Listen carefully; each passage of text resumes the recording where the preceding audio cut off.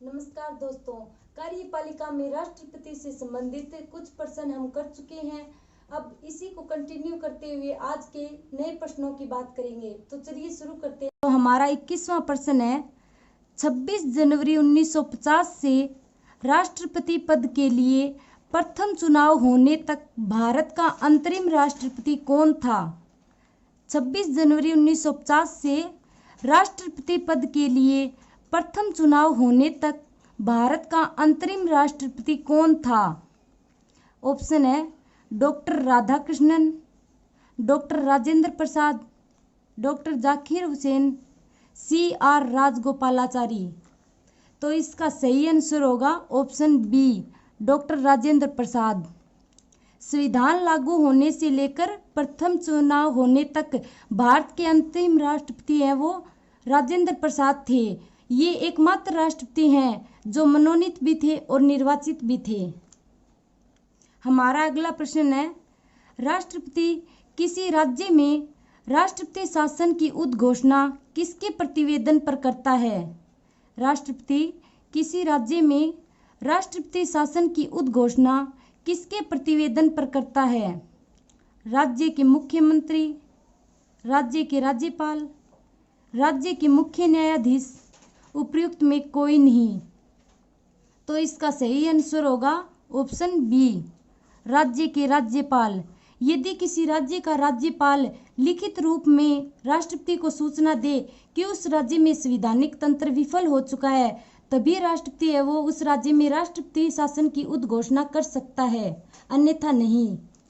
हमारा अगला प्रश्न है, राष्ट्रपति के विरुद्ध महाभियोग प्रस्ताव पारित किया जाता है। राष्ट्रपति के विरुद्ध महाभियोग प्रस्ताव पारित किया जाता है।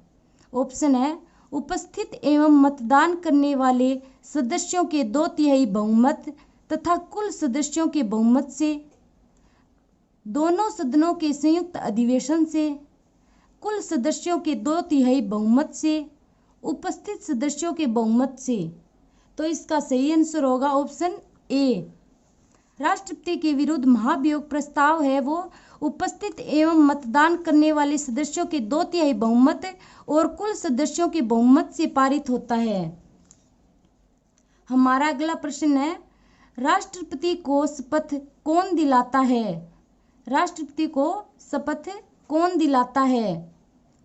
उपराष्ट्रपति, प्रधानमंत्री, उच्चतम न्यायालय का मुख्य न्यायाधीश, महान्यायवादी।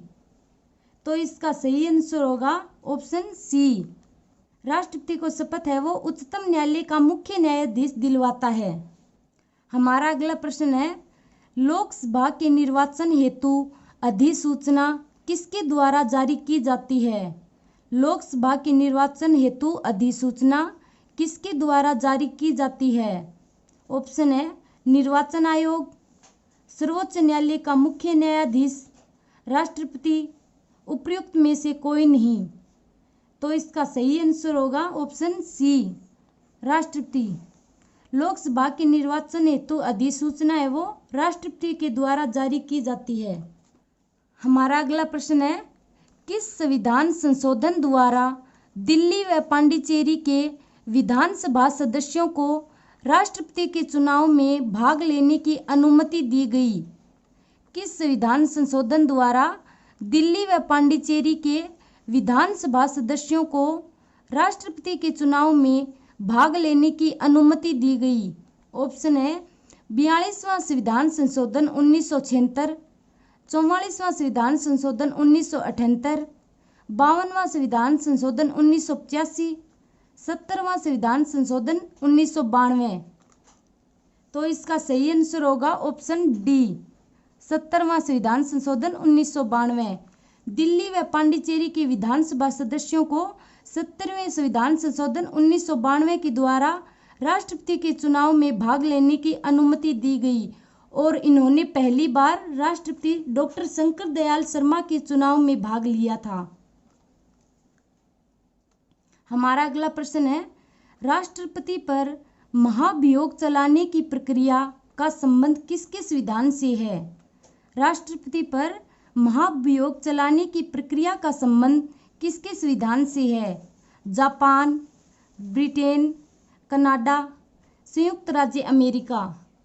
तो इसका सही आंसर होगा ऑप्शन डी, संयुक्त राज्य अमेरिका। राष्ट्रपति पर महाभियोग चलाने की प्रक्रिया है वो संयुक्त राज्य अमेरिका के संविधान से ली गई है। हमारा अगला प्रश्न है, निम्नलिखित कथनों में सत्य कथन छांटिए। निम्नलिखित कथनों में सत्य कथन छांटिए। राष्ट्रपति पद के लिए लोकसभा का सदस्य बनने की योग्यता आवश्यक है।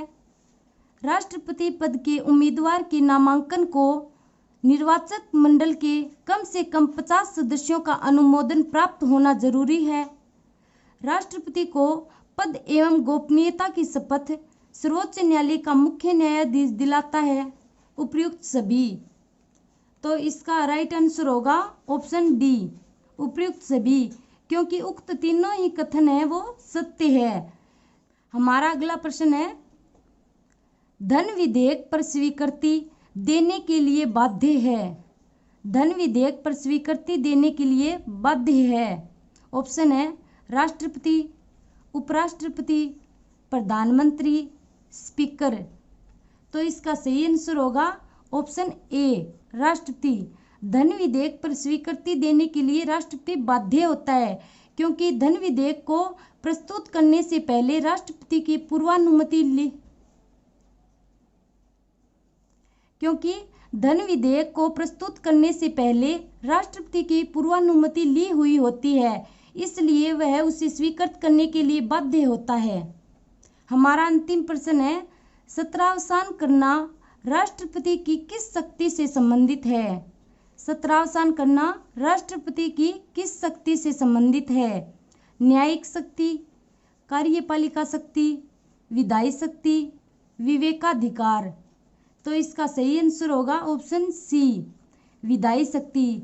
सत्रावसान करना राष्ट्रपति की विधायी शक्ति के अंतर्गत आता है। धन्यवाद।